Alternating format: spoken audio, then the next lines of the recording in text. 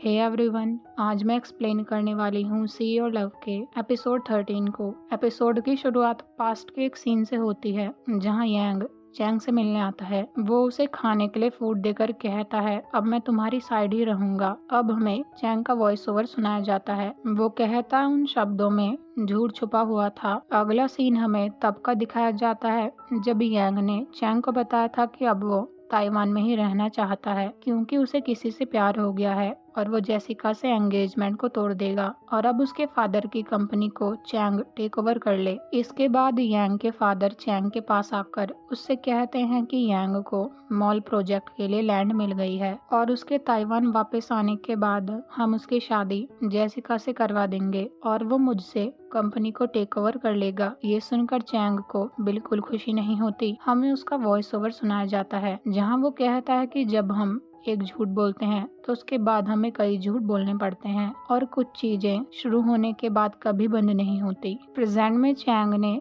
यांग के ऊपर gun point करी हुई थी और अब ये कहानी पास्ट में जाती है कि ये सिचुएशन यहाँ तक कैसे पहुंची। वहीं दूसरी तरफ जोनाथन लैपटॉप पर कुछ काम करने में बिजी था। शिंजिया बिना कुछ बोले उसके क्लोज आकर बैठ जाता है तो जोनाथन लैपटॉप बंद करके उससे पूछता है, तुम मेरी तरफ इस तरह से क्यों देख रहे हो? शिंजिया उससे पूछता है, तुम्हें मेरा स्टाइल कैसा लगता है? जोनाथन उससे कहता है, इतना बुरा भी नहीं है। वो दोनों बात कर ही रहे थे कि तभी यांग उनके पास आकर उनसे पूछता है, क्या शाओ यहाँ आया था? इधर एक लड़का शाओ को गन पॉइंट पर लेकर चैंग के पास ले आता है। शाओ अपना मोबाइल निकालता है तो चैंग शाओ से बोलता है कि तुम उसे डिजर्व नहीं करते हो। शाओ फोन में लिखकर चैंग से कहता है कि यांग ने मुझे चूज किया है, लेकिन चैंग कहता है कि तुम तो उसके लिए सिर्फ एक बहाना हो। वो अपनी फैमिली के प्रतिबंधों से फ्री होना चाहता है। ये रीड करके शाओ कहता है यांग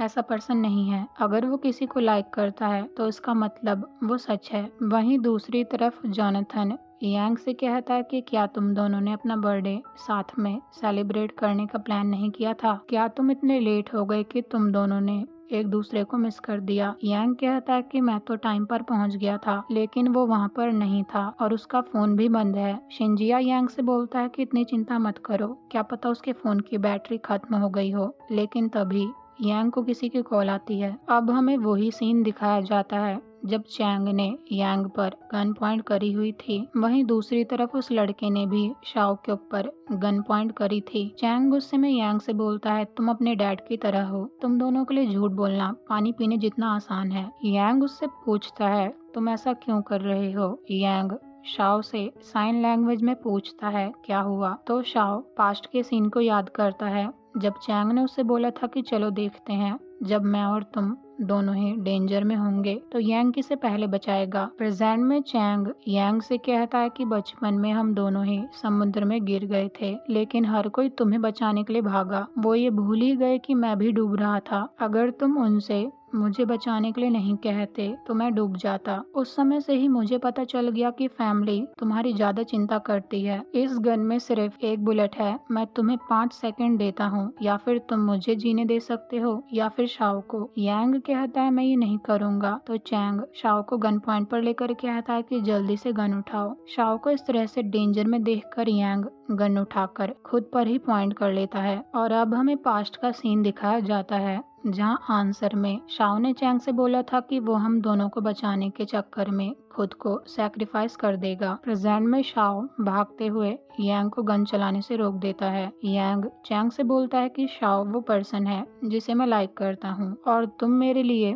मेरे बहुत इम्पोर्टेंट ब्रदर हो जिसे मैं एडमायर करता हूँ। अगर पास्ट में मेरे पास चॉइस होती तो मैं सबसे पहले तुम्हें बचाता क्योंकि तुम मुझसे भी ज्यादा इम्पोर्टेंट हो। ये सुनकर चैंग कहता है, मैंने ताइवान में तुम्हारे काम में इंटरफेयर करने के लिए लोग भेजे थे और वो पर्सन मैं ही हूँ जिसने तुम्हें लगभग जान से मरवा दिया था। यांग बोलता है, मैं जानता हूँ लेकिन मैं अब भी जिंदा हूँ। जो चीजें फेल हो गई ऐसा समझ लो कि वो कभी हुई ही नहीं। चैंग गुस्से में कहता है, तुम सब कुछ इतनी आसानी से गिव अप क्यों कर रहे हो? तुम कंपनी टेक ओवर करने के लिए मेरे साथ कम्पीट क्यों नहीं कर रहे हो? और अगर तुम मेरे साथ कम्पीट करते तो मैं तुम्हें डिस्ट्रॉय करने के लिए सब कुछ कर देता और मैं ऐसा कभी नहीं बनता। यांग कहता है, मैं ऐसा इसलिए कर रहा हूँ क्योंकि तुम मेरे कजन हो और तुम हमेशा मेरे कजन रहोगे। ये सुनकर चैंग इमोशनल होकर यांग के साथ बिताए हर ब्यूटीफुल मोमेंट्स को याद करता है। प्रेजेंट में वो यांग के फेस पर प्यार से टच करना चाहता था, लेकिन शाओ उसे रोकने के लिए अपना हाथ उठाता है। ये देखकर चैंग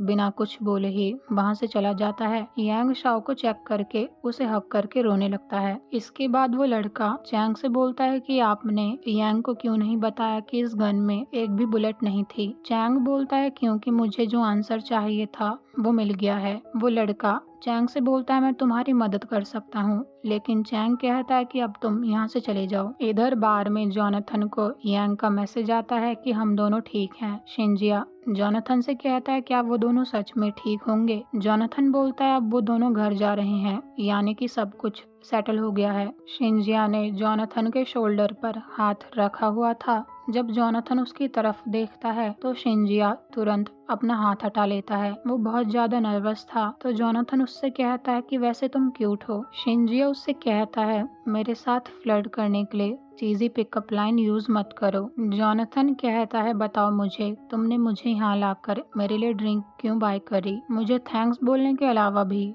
तुम मुझसे कुछ बोलना चाहते हो, राइट? शिंजिया जोनाथन से कहता है क्या तुम अमेरिका नहीं जा रहे हो? जोनाथन कहता है हाँ, मैं अमेरिका जा रहा हूँ। शिंजिया बोलता है इसलिए बस ये एक फेयरवेल था, तुम भी ड्रिंक करो और मैं भी उतना ड्रिंक करूंगा जितना मैं ड्रिंक करना चाहता हूँ। ये बोलकर वो दोनों ड्रिंक करने लगते हैं। अगले सीन में शिंजिया बहुत ज्यादा ड्रंक हो गया था, तो जोनाथन उसे रूम में लेकर आता है जहाँ वो पहले भी आ चुके हैं। शिंजिया जोनाथन से कहता है ये वही प्लेस है जहाँ हम दोनों पहली बार आए थे और मैं नहीं तुम ड्रंक हो। मैं तुम्हें ही बताना चाहता हूँ कि मैं तुम्हें लाइक करता हूँ और ड्रंक होने की वजह से तुम मेरी ये बात कल तक भूल जाओगे। जोनाथन शिंजिया के क्लोज आकर कहता है क्या तुम ये नहीं जानना चाहते कि मैं तुम्हें लाइक करता हूँ या नहीं? शिंजिया जोनाथन को आगे बढ़कर किस करने लगता है और कहता है कि इस बार मैं तुम्हारे साथ जेंटल रहूंगा। लेकिन जोनाथन बोलता है तुम स्टूपिड हो, क्या तुमने इस बात पर बिलीव कर लिया कि कौन बॉटम और कौन टॉप था? और सच में तुम्हें फूल बनाना बहुत आसान है। इसके बाद वो शिंजिया को पैशनेटली किस करने लगता है। दूसरी तरफ जेसिका चैंग से मिलने उसके पास आती है जो ड्रिंक कर रहा था।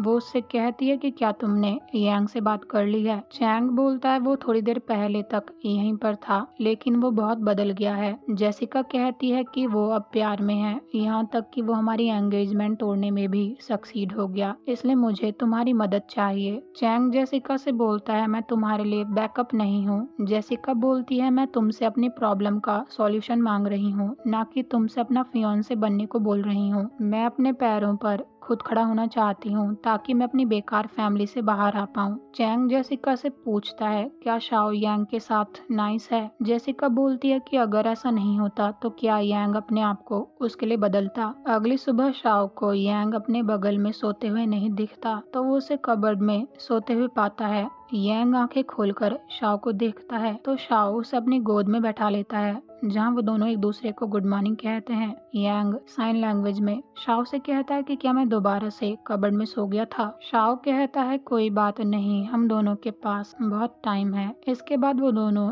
एक दूसरे को किस करते हैं। अगले सीन में शाओ के घर की बेल रिंग होती है जहाँ यांग के फादर थे। यांग और शाओ छुप जाते हैं। यांग और शाओ के डैड एक दूसरे को पहले से जानते थे। शाओ के डैड उनसे कहते हैं तुम तो अमेरिका चले गए थे, तो वापस कब आए और तुम्हें कैसे पता चला कि मैं यहाँ पर हूँ? अंकल कहते हैं यांग मेरा बेटा है, इसलिए मैं आशा करता हूँ कि तुम्हारा बेटा शाओ मेरे बेटे से ब्रेकअप कर लेगा। शाओ के डैड कहते हैं सॉरी, जब हम आर्मी में थे तब मैं तुम्हारे ऑर्डर मान सकता था, लेकिन अब नहीं। यांग के डैड कहते हैं वो दोनों मैन हैं, ऊपर से तुम्हारा बेटा, लेकिन फिर वो चुप हो जाते हैं। इसके बाद वो शाओ के डैड से प्यार से कहते हैं कि तुम मेरा बिहेवियर जानते हो, जब मैं ना बोलता हूँ तो उसका मतलब ना है और वो दोनों साथ में रहेंगे तो ये हमारे लिए शर्म की बात होगी। लेकिन शाओ के डैड कहते हैं मेरा फैसला अब भी सेम ही रहेगा और तुम्हारा बेटा बहुत अच्छा है, मैं उसकी अच्छे से टेक केयर करूंगा। शाओ यांग से पूछता है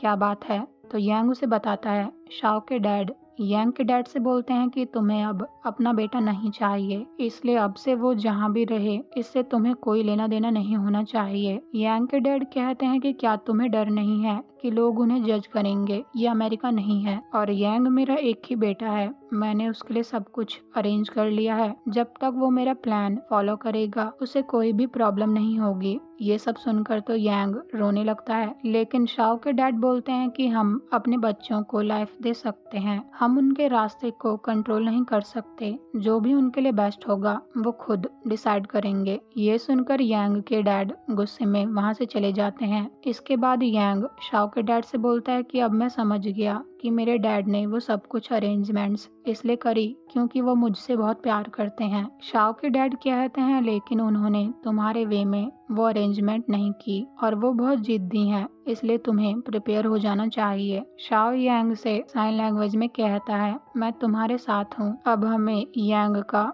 वॉइस ओवर सुनाया जाता है जो कहता है कि कुछ लोग अपना लव बहुत वार्म और जेंटल वे में शो करते हैं और कुछ लोग स्ट्रिक्ट तरह से। इधर जोनाथन शिंजिया से कहता है कि मुझे एक असिस्टेंट चाहिए, क्या तुम रेडी हो? शिंजिया बोलता है अमेरिका में? जोनाथन हाँ में सिर हिलाता है। तो शिंजिया कहता है कि मुझे इंग्लिश नहीं आती लेकिन मैं सीख सकता हूँ। ये सुनकर जोनाथन शिंजिया के लिप्स पर किस कर लेता है। दूसरी तरफ जेसिका सॉन्ग से मिलने आती है और कहती है कि मैं उस मेल के लिए यहाँ आई हूँ जो तुम मुझे वो करती हो। सॉन्ग कहती है ठीक है, आज रात को मिलते हैं। अगले सीन में यांग शाओ से मिलने आ रहा था। वो रोड के दूसरी तरफ खड़े होकर शाओ से साइन लैंग्वेज में कहता है आज तुमने मुझे क्यों बुलाया है और तुम बहुत अच्छे से ड्रेस्ड भी हो। शाओ कहता है कि हम दोनों का बर्थडे सेलिब्रेट करने के लिए। यांग उससे कहता है कि मैंने साइन लैंग्वेज की ब्यूटी को समझ लिया है, हम दोनों इतनी दूर से भी बात कर सकते हैं और मुझे